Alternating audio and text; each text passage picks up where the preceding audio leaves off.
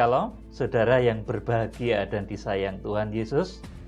Saat ini saya akan sampaikan mengenai kedatangan Tuhan yang kedua. Saudara, apakah kedatangan Tuhan itu betul-betul merupakan sesuatu yang mengerikan? Banyak orang yang tidak tahu itu betul, saudaraku. Tetapi, saudaraku, kepada orang-orang khusus kedatangan Tuhan itu tidak seperti pencuri, saudaraku, tetapi dia akan datang sebagai mempelai pria yang memberitahu kepada mempelai wanitanya.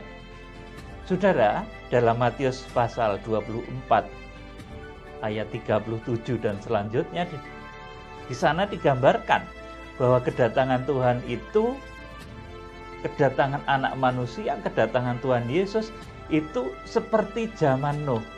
Saudara, kita akan membaca.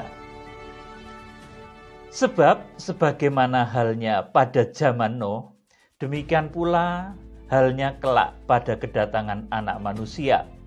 Sebab sebagaimana mereka pada zaman sebelum air bah itu makan dan minum, kawin mengawinkan, sampai kepada hari Nuh masuk ke dalam bahtera. Dan mereka tidak tahu akan sesuatu sebelum air bah itu datang dan melenyapkan mereka semua. Demikian pula lah halnya kelak pada kedatangan anak manusia. Saudara, ini Nuh tahu tidak tentang datangnya air bah, bencana banjir yang sifatnya ini universal, saudaraku. Ini bukan banjir tingkat kabupaten, bukan banjir tingkat lokal satu negara, tapi ini meliputi seluruh dunia. Saudara, Nuh tahu tidak?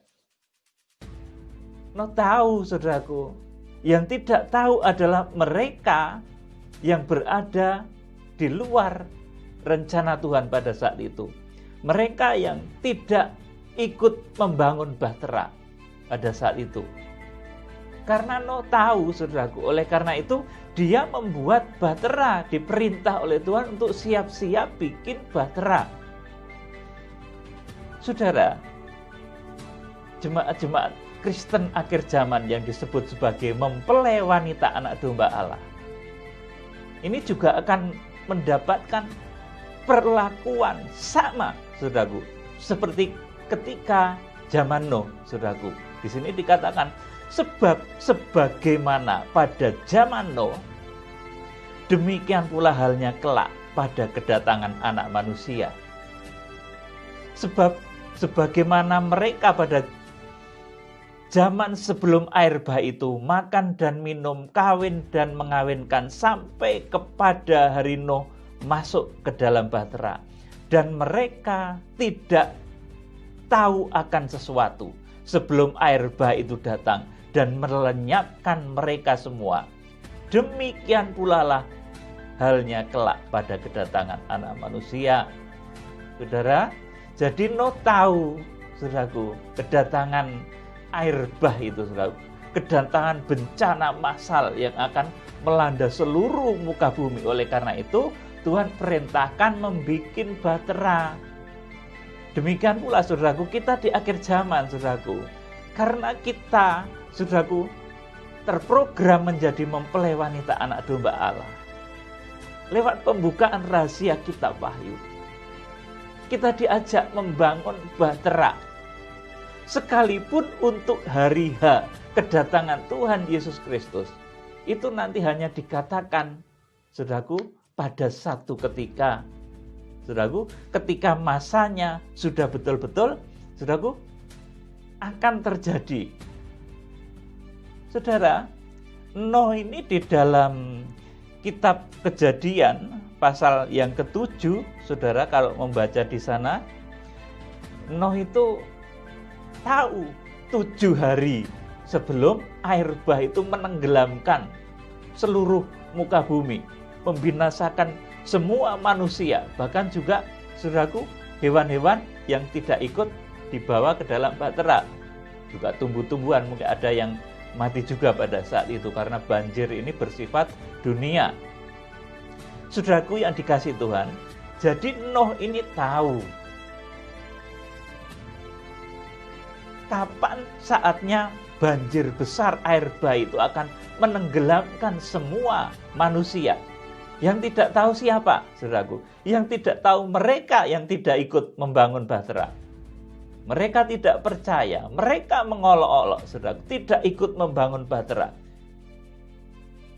Tuhan katakan kalau di dalam 1 Tesalonika pasal yang kelima, saudaraku, ayat 2-4, saudaraku, ini orang-orang yang kecolongan, yang menjumpai datangnya Tuhan itu seperti pencuri, itu adalah mereka yang hidup dalam kegelapan. Artinya adalah orang-orang yang tidak dewasa rohani, tidak membangun bahtera keselamatan, tidak memahami rencana Allah di akhir zaman. Mereka terkejut. Tetapi bagi mereka yang tahu rencana Tuhan, pembukaan rahasia dalam kitab Wahyu, saudaraku, ini bahtera, saudaraku. Rencana Tuhan, detail kronologis tentang kitab Wahyu, munculnya Tuhan Yesus Kristus sebagai imam besar di awal dari kegenapan kitab Wahyu. 7 tahun terakhir sebelum kedatangan Tuhan itu, saudaraku.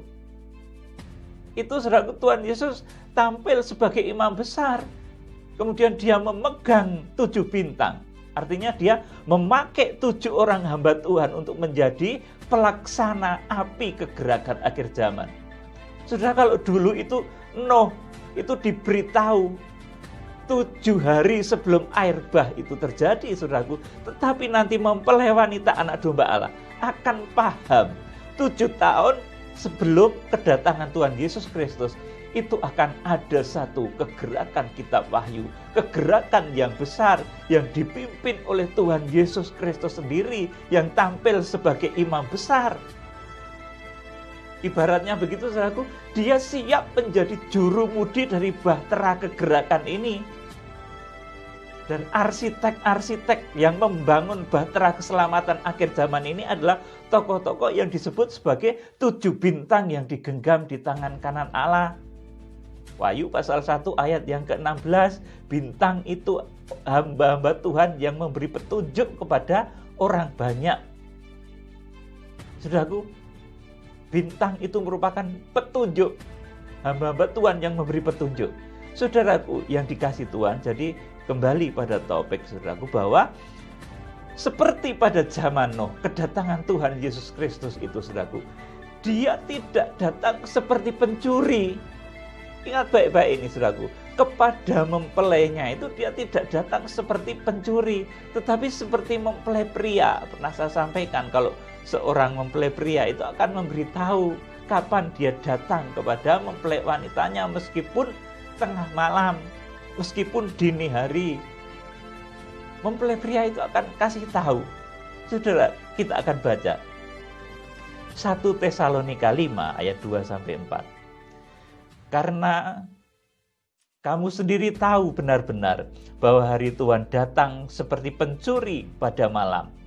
Apabila mereka mengatakan semuanya damai dan aman, maka tiba-tiba mereka ditimpa oleh kebinasaan, seperti seorang perempuan yang hamil ditimpa oleh sakit bersalin. Mereka pasti tidak akan luput. Tetapi kamu, saudara-saudara, kamu tidak hidup dalam kegelapan, sehingga hari itu tiba-tiba mendatangi kamu seperti pencuri. Amin, saudara. Tapi kepada kamu yang terpilih menjadi mempelai wanita anak domba Allah, kamu yang seperti Nuh dan keluarganya, yang membangun bahtera keselamatan, memahami rencana Tuhan di akhir zaman ini dengan benar, detail kronologis kejadian-kejadian di akhir zaman ini dengan benar, sudah akan diselamatkan, saudaraku. Kegerakan kitab Wahyu, dengan kita memahami kejadian-kejadian yang terjadi, saudaraku, yang dinubuatkan dalam kitab Wahyu, kita memahami rahasia kitab Wahyu dengan benar, saudaraku, kita membangun bahtera keselamatan itu yang nanti akan menyelamatkan kita saat Tuhan Yesus Kristus datang. Yang tidak ikut membangun bahtera, saudaraku, yang tidak memahami berita kitab Wahyu, rahasia kitab Wahyu ini dengan benar, mereka nasibnya akan seperti orang-orang yang kecurian. Saudaraku, bingung menebak-nebak saja. Pokoknya siap, ya siap, rajin sembahyang, rajin begini. Saudaraku, tidak seperti itu, saudaraku. Nuh itu diberi satu perintah detail untuk membangun bahtera. Bahteranya pada saat itu panjangnya 300 hasta, kemudian lebarnya 50 hasta, tingginya 30 hasta. Jadi detail. Kalau kita ingin selamat di akhir zaman, kemudian saat Tuhan Yesus Kristus datang, kita diangkat hidup-hidup, kita diberitahu rahasia detailnya juga. Tidak awang-awangan, saudaraku, tidak ngawur, tidak kira-kira, saudaraku, tapi ada detailnya. Nuh itu untuk selamat, saudaraku, dia harus membangun bahtera yang detail. Kita di akhir zaman, untuk memperoleh, saudaraku, keselamatan, kita diubahkan dalam sekejap mata. 1 Korintus 15 itu. Saudaraku, saat Tuhan datang, kita diangkat hidup-hidup dan tidak mengalami kematian tubuh, saudaraku. Ini ada detailnya, saudaraku. Kronologis kitab Wahyu, pemberitaan kitab Wahyu yang benar ini ada detail kronologisnya. Dan kalau kita memahami hal ini, saudaraku, kita melakukan kitab Wahyu pasal 1, berbahagialah ia yang membacakan, yang mendengarkan, dan melakukan apa yang ada di dalam kitab ini, karena waktunya sudah dekat, saudaraku. Saudaraku, jadi kalau Nuh itu diberi perintah detail supaya dia selamat dari bahaya air bah itu, saudaraku, maka di akhir zaman, saudaraku, hamba-hamba Tuhan melalui, saudaraku, hamba Tuhan yang disebut 7 bintang yang digenggam di tangan kanan imam besar, Wahyu pasal 1 ayat 16, saudaraku, Tuhan itu memberikan satu rahasia detail tentang kitab Wahyu. Detail kronologisnya, bagaimana nanti terjadi penyucian terhadap gereja-gereja di seluruh penjuru bumi. Kemudian bagaimana nanti terjadi, saudaraku, kegerakan kuda putih menjangkau bangsa Israel. Kemudian bagaimana terjadinya nanti penghukuman 7 meterai. Itu posisinya di mana? Kemudian terjadinya penghukuman 7 sangkakala. Itu posisinya di mana?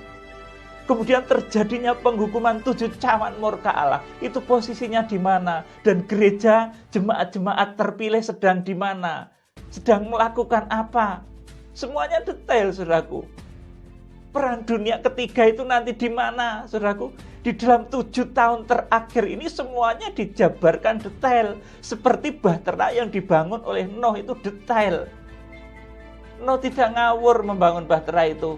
Waton bangun-bangunnya dewe. Tidak, saudaraku, tapi begitu detail. Imam besar agung kita Tuhan Yesus Kristus yang tampil dalam kitab Wahyu pasal 1 ayat 9 sampai 20, saudaraku. Untuk menyelamatkan mempelainya, dia, saudaraku, memberitakan perintah yang detail. Dia membukakan rahasia detail tentang apa-apa yang akan terjadi di akhir zaman melalui hamba-hambanya yang disebut sebagai 7 bintang yang digenggam di tangan kanan Allah. Berulang kali saya sampaikan ini, 7 bintang ini saat ini sudah ada. 4 di antaranya berasal dari Indonesia, dan yang 3 ini berasal dari luar negeri, saudaraku. Saudara hamba-hamba Tuhan yang di luar negeri, jemaat-jemaat Indonesia yang di luar negeri, beritakan ini kepada hamba-hamba Tuhan, kepada jemaat-jemaat di luar negeri, saudaraku. Mereka harus mendengar kegerakan ini. Saudara yang dikasih Tuhan, jadi perintah detail untuk supaya kita selamat dari bencana-bencana akhir zaman, saudaraku. Ini ada perintah detailnya, yaitu rahasia kitab Wahyu yang terbuka dengan jelas dari pasal 1 sampai dengan yang terakhir, saudaraku. Bagaimana jalannya, saudaraku, jemaat-jemaat itu untuk menyambut kedatangan Tuhan Yesus Kristus. Alur yang harus ditempuhnya seperti apa? Penyucian, pendamaian yang terjadi di dalam kegerakan kitab Wahyu itu seperti apa? Saudaraku, kemudian kegerakan kuda putih itu seperti apa untuk menjangkau bangsa Israel? Kegerakan kuda putih itu bukan antikris. Kegerakan kuda putih itu Wahyu pasal 6 ayat 1 dan 2. Kegerakannya hamba-hamba Tuhan untuk menjangkau Israel, mempertobatkan Israel yang sampai saat ini sebagian besar belum percaya Yesus. Sampai nanti terjangkau dan sejumlah bilangan yang ditentukan oleh Tuhan yang secara harafiah di dalam kitab Wahyu pasal 7 ayat 1 sampai 4 disebut sebagai 144.000 orang dari suku Israel dimeteraikan itu hasil kerja dari kegerakan kuda putih. Saudaraku, kemudian nanti saudaraku, bagaimana terjadinya kesatuan gereja Tuhan saat gereja menyembah dalam roh dan kebenaran dari seluruh penjuru bumi. Ini yang disebut dengan masa kandungan gereja Tuhan. Kemudian bagaimana nanti saat munculnya tanda 666, saudaraku, sudah nggak akan bingung lagi, nggak akan nebak-nebak lagi. Wah ini vaksin, wah ini saudaraku chip, wah ini bentuknya mungkin satu teknologi-teknologi yang saudara menebak-nebak. Nggak akan bisa, saudaraku. Kitab Wahyu ini rencananya Tuhan. Sekalipun para pakar, para ahli itu, saudaraku, mereka merencanakan mau bikin tanda 666. Kalau belum waktunya Tuhan, saudaraku, itu tidak akan terjadi. Misalkan ada pakar dari Amerika, saudaraku, orang pinter, orang kaya yang ingin menciptakan tanda 666 diberlakukan ke seluruh dunia, saudaraku. Dunia ini nggak cuma Amerika, ada Rusia juga, saudaraku, yang besar. Ada China, ada Eropa. Mereka belum tentu mau, mereka juga punya nuklir, saudaraku. Uni Soviet atau Rusia itu punya nuklir.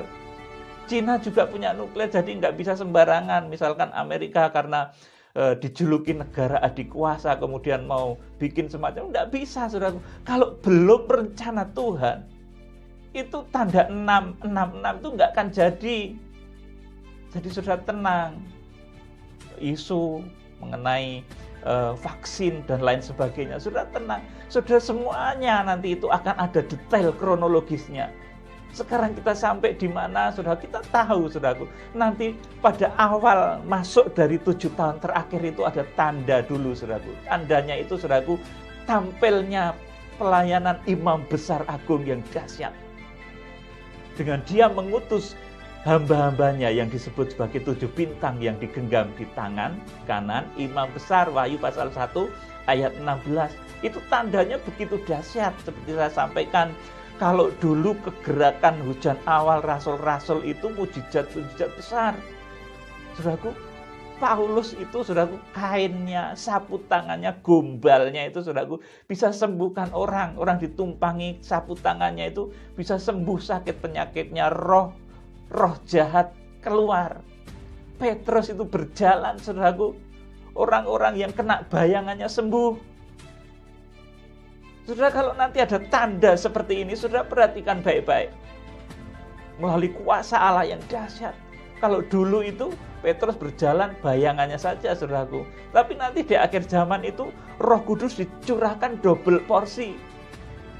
Lebih dahsyat dari itu. Kalau Petrus itu bayangannya mungkin nanti lewat tatap matanya saja sudah bisa sembuhkan orang.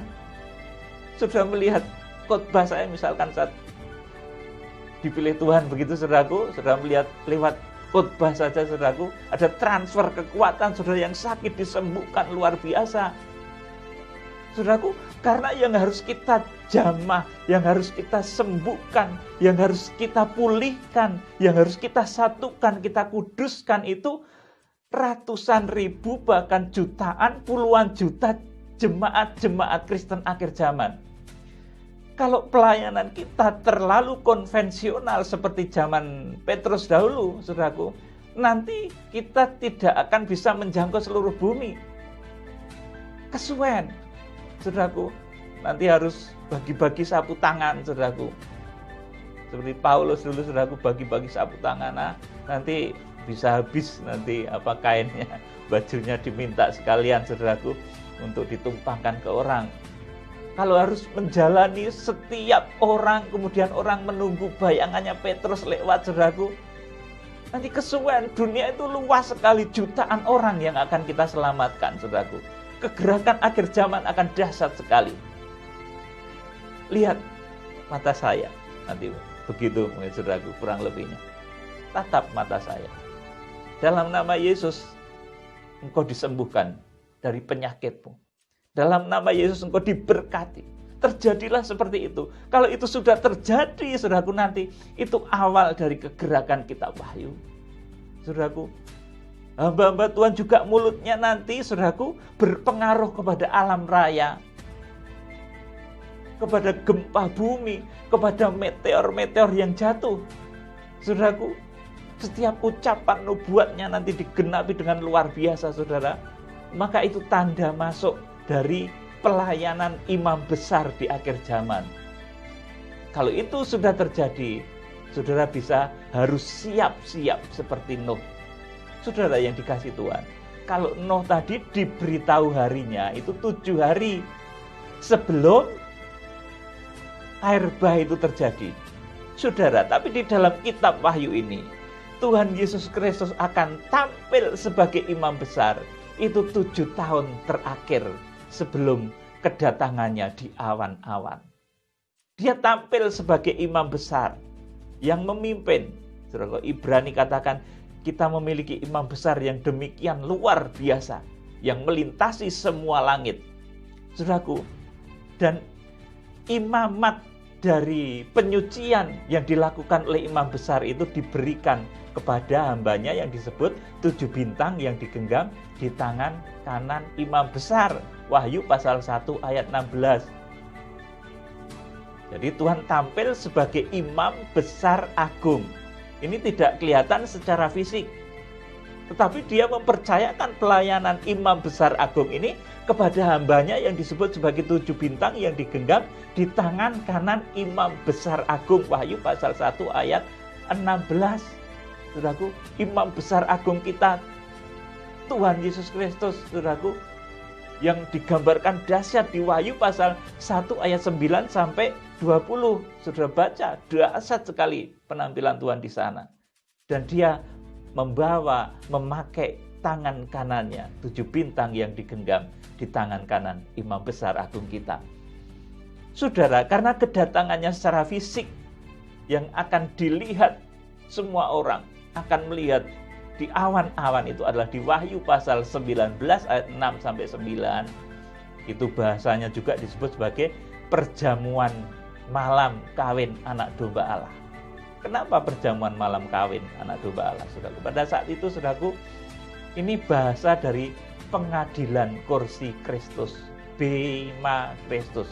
Saat Tuhan memberikan kursi kedudukan hadiah kepada orang-orang yang dikasihinya, kepada orang-orang benar dari awal zaman hingga akhir zaman. Ada yang posisinya mempelai, ada yang posisinya sebagai undangan, saudaraku, sebagai keluarga mempelai, ada yang posisinya sebagai saudaraku yang di pelataran atau warga kerajaan surga. Jadi ada 3 posisi ya saudaraku di dalam perjamuan malam kawin anak domba Allah. Di dalam saat Tuhan Yesus Kristus datang itu nanti akan ada 3 posisi. Yang pertama, yang paling tinggi itu mempelai, itu yang tidak mengalami kematian tubuh. Itu yang diubahkan dalam sekejap mata, yang dikatakan Rasul Paulus dalam 1 Korintus 15 ayat 50 dan selanjutnya. Itu mempelai, itu kedudukan tertinggi yang bersanding dengan Tuhan Yesus. Kemudian keluarga mempelai, ini ruang suci, saudaraku. Ini yang menempati siapa? Ini para rasul, saudaraku, nabi-nabi terdahulu, saudaraku. Mereka yang mati di dalam kekudusan, di dalam sembah, di dalam firman Tuhan, saudaraku. Itu mereka berada di ruang kudus. Kemudian yang merupakan warga kerajaan surga, saudaraku, ini pelataran, saudara. Ini siapa? Ini semua orang yang percaya dan menerima Tuhan Yesus Kristus sebagai penebus dosa. Saudaraku, ini warga kerajaan surga. Mereka yang diundang di dalam perjamuan kawin anak domba Allah itu. Jadi perjamuan kawin anak domba Allah ini adalah bahasa dari pengadilan kursi Kristus atau bema Kristus. Saudaraku, tidak ada suasana kengerian. Beda dengan pengadilan tahta putih. Saudaraku, kalau pengadilan tahta putih itu memang pengadilan, suasananya seram. Saudaraku, tapi Bema Kristus, ketika Tuhan Yesus Kristus datang, perjamuan malam kawin anak domba Allah, itu suasananya sukacita. Jadi saudaraku, saya beritahu saudara bahwa kedatangan Tuhan Yesus Kristus itu, saudaraku, tidak seperti pencuri kepada mempelai wanitanya. Dia datang, dia memberitahu, saudaraku, kalau Nuh itu diberitahu 7 hari sebelum air bah. Tetapi mempelai Kristus akan diberi tanda. Saudaraku, 7 tahun sebelum kedatangannya, ini akan ada pelayanan imam besar agung. Ini ditulis dalam kitab Wahyu pasal 1, khususnya ayat 9 sampai 20. Imam besar agung kita, saudaraku, turun sendiri, saudaraku. Dia memimpin kegerakan kitab Wahyu. Dia memimpin pembangunan bahtera keselamatan akhir zaman. Dan arsitek dari pembangunan bahtera akhir zaman ini adalah mereka yang disebut sebagai 7 bintang yang digenggam di tangan kanan Allah. Hamba-hamba Tuhan, bersiaplah. Siapkan dirimu untuk dipakai Tuhan. Jangan biarkan dirimu dalam perbuatan dosa. Sucikan, kuduskan. Kegerakan akhir zaman akan segera kita jelang bersama. Salam penuaian, Tuhan Yesus Kristus memberkati. Haleluya. Amin.